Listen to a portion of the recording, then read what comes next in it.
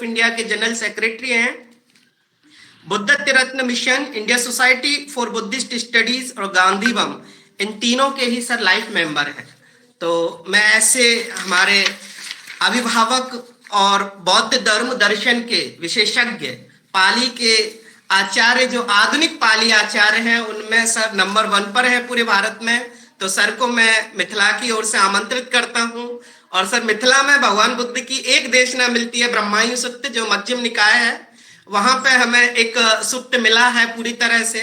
तो जो भगवान बुद्ध की देशना भी यहाँ पे हुई थी, यहाँ पास में ही एक मंखदेव महादेव का जो मंदिर है, तो मंखदेव आम्रवन हुआ करता था, वहां पर उनकी देशना का सूक्त के संदर्भ मिलते हैं।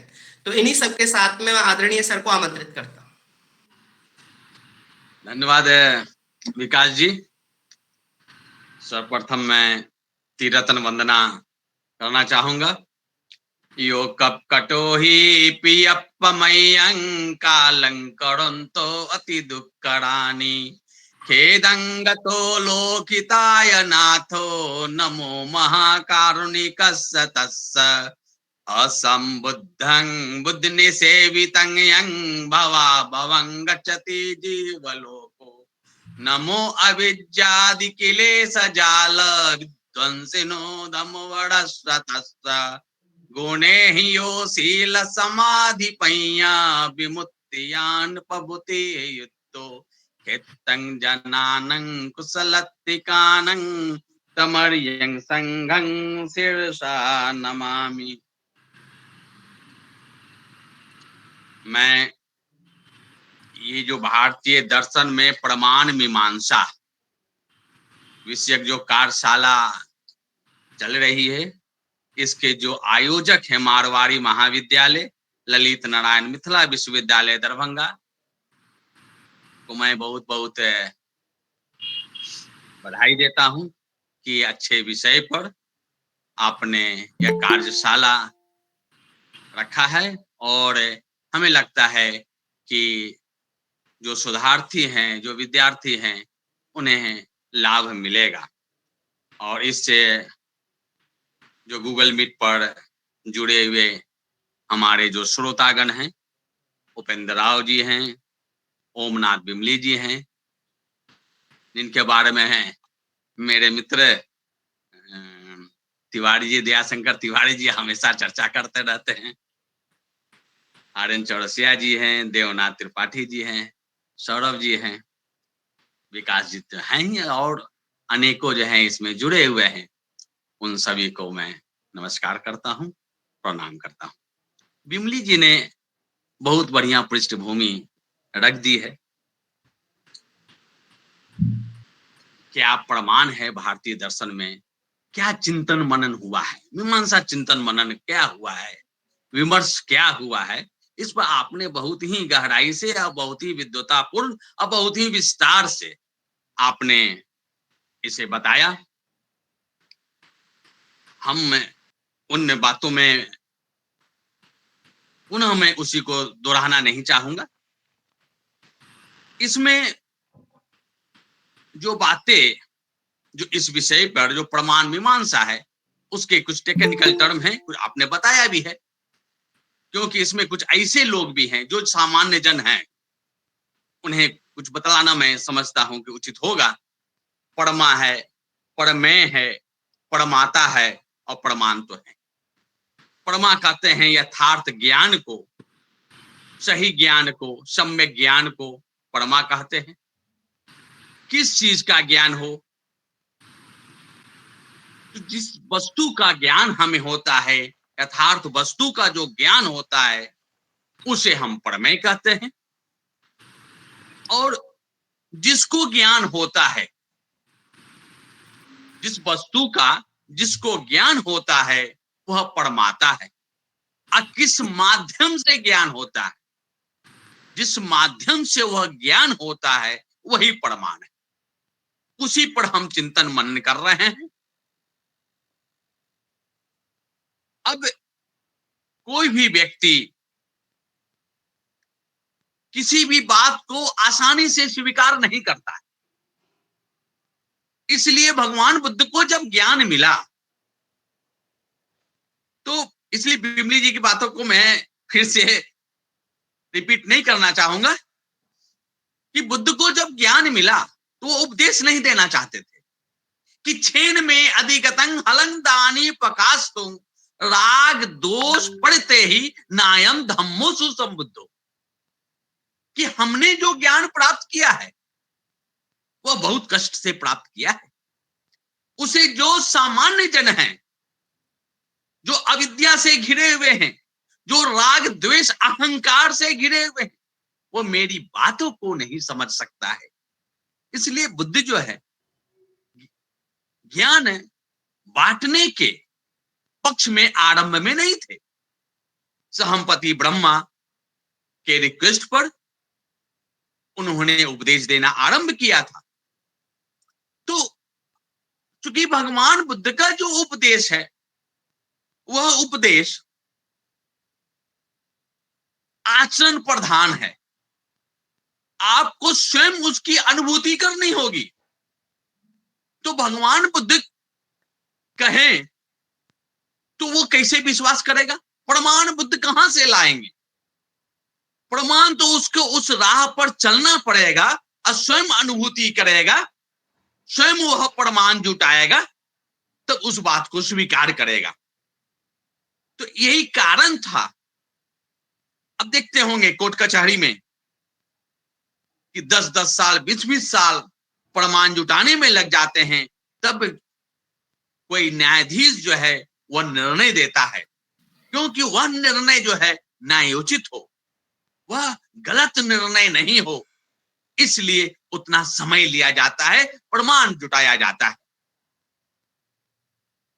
तो अब बिमली जी ने बताया कि ज्ञान जो प्रमाण जो जुटाना है, हमको जो ज्ञान मिलता है, प्रत्यक्ष से भी ज्ञान मिलता है, अनुमान से भी ज्ञान मिलता है, शब्द से भी ज्ञान मिलता है, उपमान से भी ज्ञान मिलता है, और भी अनेक अनुपलब्धि है, अर्थापत्ति है, सब पर आपने चर्चा किया था बिमली जी ने। तो ये सब ज्ञान के प्राप्ति के ये माध्यम है। प्रत्यक्ष हम देख रहे हैं, तो प्रत्यक्ष हम जो देख रहे हैं वह ज्ञान कभी भ्रमात्मक भी हो सकता है। वह इंद्रिय जनित जो ज्ञान है वही प्रत्यक्ष ज्ञान है। आंख ने देखा तो हमें ज्ञान मिला कि यह जो है बुद्ध की प्रतिमा है, यह गाय है, यह मनुष्य है। इसका हमें जब हम ये प्रत्यक्ष ज्ञान हुआ, अनुमान हम अनुमान लगाते हैं, लेकिन अनुमान लगाने के लिए भी एक बार, कम से कम एक बार प्रत्यक्ष ज्ञान होना जरूरी है, तभी हम अनुमान लगा सकते हैं। अगर जैसे कहा कि अगर धुआं उठ रहा है तो हम ये कहते हैं कि वह आग लगी होगी या वह आग चल रही है। आग है तभी धुआं है, लेकिन इसका हमें प्रत्यक्ष ज्ञान पूर्व में होना चाहिए कि हमने देखा होगा कि आग जल रही है और धुआं उठ रहा है, तभी हम जो है उसके बाद में अनुमान लगा सकते हैं कि वहां धुआं उठ रहा है, तो इसलिए वहां पर आग होनी चाहिए। तो प्रत्यक्ष के लिए भी, अनुमान के लिए भी कम से कम एक बार प्रत्यक्ष ज्ञान होना चाहिए। तो बुद्ध, हम बहुत सारे दर्शनों में नहीं जाएंगे क्योंकि उलझ जाएंगे, समय की भी अपनी सीमा है।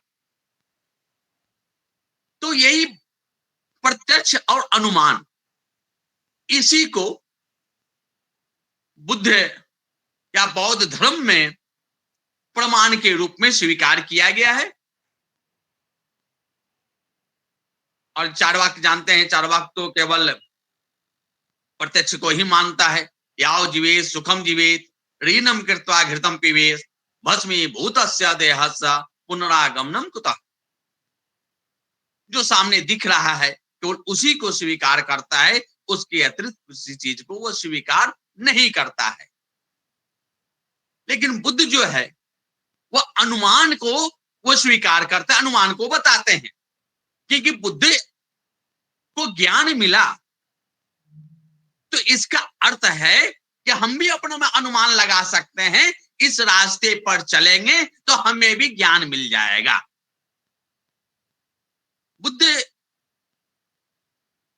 जब सिद्धार्थ थे तब उन्होंने रोगी को देखा था, बूढ़ा को देखा था, मृतक को देखा था। बिमली जी ने बताया to what, to why and how, क्या है ये बूढ़ा, क्या है यह, क्यों होता है, कैसे होता है।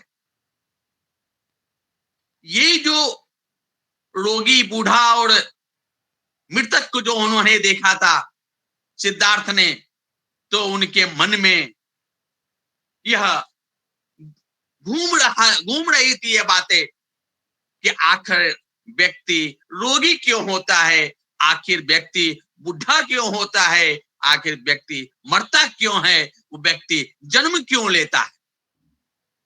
वो प्रमाण जुटा रहे थे और इसी प्रमाण जुटाने में उनको 6 साल लग गए। 29वें वर्ष में महावीर निष्कर्मण किया और 35वें वर्ष में उन्हें प्रमाण मिल गया, यथार्थ ज्ञान का बोध हो गया और तब उन्होंने लोगों को वो बांटा। तो जो यथार्थ ज्ञान है और उसके जो प्रमाण है, जो माध्यम है, तो माध्यम जो भगवान बुद्ध ने जो कहा वो, जैसा हमने कहा कि वो आचरण प्रधान है। बुद्ध ने कहा कि आर्य अष्टांगिक मार्ग जो मध्यम मार्ग है, इस पर जब हम चलेंगे तब हमें प्रज्ञा की प्राप्ति हो जाएगी, यथार्थ ज्ञान हो जाएगा। इसलिए आर्य अष्टांगिक मार्ग का जो पहला जो सोपान है, प्रथम जो सीढ़ी है, वह सम्यक दृष्टि है, सम्यक ज्ञान है, वह यथार्थ ज्ञान है। तो यथार्थ ज्ञान का बोध कैसे हो, जो माध्यम हो, वो बाकी के जो 7 जो लिंक हैं, जो बाकी के 7 जो उसके सोपान है, उसको हम पालन अगर जीवन में करेंगे तब हमें सम्यक दृष्टि मिल जाएगी, सम्यक ज्ञान मिल जाएगा। तो इसी को बताने के लिए भगवान ने 45 वर्षों तक घूम घूम कर लोगों को उपदेश देते रहे, ताकि उसका जो दुख दर्द है, मूल चीज यही था कि व्यक्ति दुखी है। व्यक्ति दुखी है तो दुखी क्यों है, उसका यथार्थ ज्ञान होना चाहिए। दुखी क्यों है और उस दुख से हम कैसे निकले। बुद्ध दो ही की बातें करते हैं, दुखं च दुख निरोधं च। दुख है और दुख की मुक्ति है। जहां दुख की मुक्ति हो गई, परम सुख मिल गया। जो परम सुख मिल गया वही निर्वाण है, वही मोक्ष है और वही परम ज्ञान भी है। वह यथार्थ ज्ञान के बाद ही वो प्राप्त होगा, उसके पहले वो प्राप्त नहीं हो सकता है। और वह जो है स्वानुभूति से ही होगा, अपने अनुभव से ही होगा। इसलिए भगवान बुद्ध ने से जब ये पूछता था कोई, ईश्वर है कि नहीं है, आत्मा है कि नहीं है, बहुत लोग इससे बचना चाहते थे, लोगों को उलझाना नहीं चाहते थे। इसलिए जो आप 10 अव्याकृत प्रश्न हैं भगवान बुद्ध से जो पूछा गया, शाश्वतो लोकोति वा अशाश्वतो लोकोति वा, यानी ये जो संसार है वह शाश्वत है कि अशाश्वत है, अंत वालों को तीवा, अनंत वालों को तीवा, अंत होने वाला है कि अनंत है, तन जीवन तन शरीरं तीवा, जीव और शरीर वही है कि अलग अलग है। इसको इसी को कहता है कि आत्मा और शरीर की बात करते हैं। अयं जीवं अयं शरीरं तीवा, कि आत्मा अलग है, शरीर अलग है। होती तथागतो परमरणाति वा, न होती तथागतो परमरणाति वा, नेव होती न होती था। इस तरह से जो है 10 प्रश्न है, वो बुद्ध ने उत्तर देना उचित नहीं समझा, क्योंकि उन्होंने कहा कि अगर इस प्रपंच में पड़ जाओगे तो तुम्हें दुख की निवृत्ति नहीं होगी और दुख में फंसे ही रहोगे। अगर मैं कह देता हूं कि आत्मा है तो तुम सब तब भी स्वीकार नहीं करोगे, क्योंकि तुमको आत्मबोध नहीं हुआ है। अगर कहें आत्मा नहीं है तब भी तुम्हारा कल्याण नहीं है। तुम्हें सब अपने मार्ग पर चलना पड़ेगा। अगर उस मार्ग पर चलोगे, बुद्ध इसलिए कि बुद्ध केवल बतलाते तुम्हें ही किच्चन आतपमं अखा तारो तथागता। बुद्ध जो है वह उपदेशक है और उपदेश दे रहे हैं और तुमको चलना है। और उस मार्ग पर जब तुम चलने लगोगे और जब तुम उस जगह पर पहुंच जाओगे तब तुम्हें खुद पता चल जाएगा ईश्वर है कि नहीं है, आत्मा है कि नहीं है। इस प्रपंच में तुम नहीं पड़ो। एक उपमा देते हैं बुद्ध कि एक व्यक्ति को विषैला तीर लगा है। 6ठी सदी ईसा पूर्व की बात है। बंदूक तो था नहीं, वही तीर धनुष था और उसमें विष लगा दिया और वह व्यक्ति तड़प रहा है। कोई दूसरा व्यक्ति उसके तीर को निकालना चाह रहा है ताकि वह बच जाए, उसके जीवन की रक्षा करना चाह रहा है। लेकिन जिसको तीर लगा है, अगर वह यह कहे कि पहले हमें यह बताओ कि यह जो तीर मारा है वह मारने वाला ब्राह्मण है, क्षत्रिय है, वैश्य है कि शूद्र है, ये बताओ कि पुरुष है कि महिला है, ये बताओ नाटा है कि लंबा है, ये बताओ गोरा है कि काला है, मोटा है कि पतला है, पूरब से आया है कि पश्चिम से आया है। इसका उत्तर तुम्हें नहीं मिल पाएगा और वह व्यक्ति तरफ तरफ कर वह मर जाएगा। अब देखिए, इसलिए बुद्ध कहते हैं जब पहले तीर तो निकल जाए, जब तीर निकल जाएगा उसके बाद पता लगाते रहना, प्रमाण ढूंढते रहना। वही बुद्ध कहते हैं पहले तुम्हारा दुख है, अगर दुख से जो निकल जाओगे तो तुम्हें खुद ब खुद पता चल जाएगा कि आत्मा है कि आत्मा नहीं है, ईश्वर है कि ईश्वर नहीं है।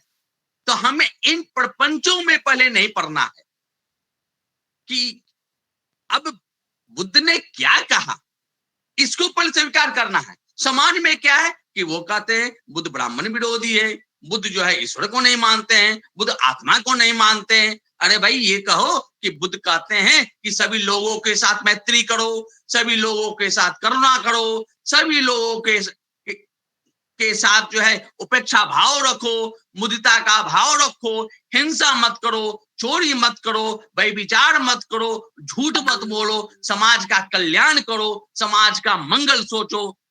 ये भगवान बुद्ध का तो असली वाणी तो ये है। हमें इस बुद्धि वचन को इसे प्रमाण के रूप में रख करके हमें समाज को आगे ले जाना होगा, तभी हम जो है समाज का कल्याण कर सकते हैं, समाज का मंगल कर सकते हैं। इसी में हमारा भी कल्याण है, उसी में पूरे जगत का कल्याण है, समाज का कल्याण है, राष्ट्र का कल्याण है। यही सही माने में वसुदेव कुटुंबकम है। भवतु सब मंगलं रखन्तु सब देवता सब बुद्धानुभावेन सदा स्वस्ति भवन्तु ते। पुनः पुनः आयोजक को बहुत बहुत धन्यवाद। बहुत बहुत धन्यवाद सर, और आपके इन वचनों के लिए, क्योंकि वास्तव में बुद्धिज्म यही है। लोग बुद्धिज्म का गलत अर्थ निकाल लिए हैं। वो किसी का खंडन मंडन की अपेक्षा चारित्रिक बनाने की और आचरण को परिपुष्ट करने की और बुद्ध हमें लेके जाते हैं, जिससे हमारी जो भारतीय संस्कृति की जो अवधारणा है, सर्वे भवन्तु सुखिनः सर्वे सन्तु निरामया, साकार हो, वसुदेव कुटुंबकम की जो भावना है वो साकारित हो। और आपने बहुत ही एक थेरवाद परंपरा के अनुसार और पाली के संदर्भों के साथ में, क्योंकि सर हम लोग अभी संस्कृत के अकॉर्डिंग पढ़ते हैं, न्याय बिंदु, प्रमाण समुच्चय इत्यादि ग्रंथों से बौद्ध प्रमाणों को पढ़ते हैं। यहाँ हमने पहली बार त्रिपिटकों के संदर्भों से प्रमाण मीमांसा के संदर्भों को जाना, और उसके लिए आपको सर बहुत बहुत धन्यवाद कि आप संपूर्णानंद विश्वविद्यालय से जुड़े। बनारस की परंपरा और मिथिला की परंपरा जग जाहिर है, और मिथिला से आपका एक बार पुनः पुनः स्वागत है। और हमारे बीच हमारे सर आदरणीय डॉक्टर सौरभ जी जुड़ चुके हैं, और उनके बारे में हम अभी परिचय दे दिए थे। फिर एक बार और अपने दर्शक जो भी श्रोता हैं उनको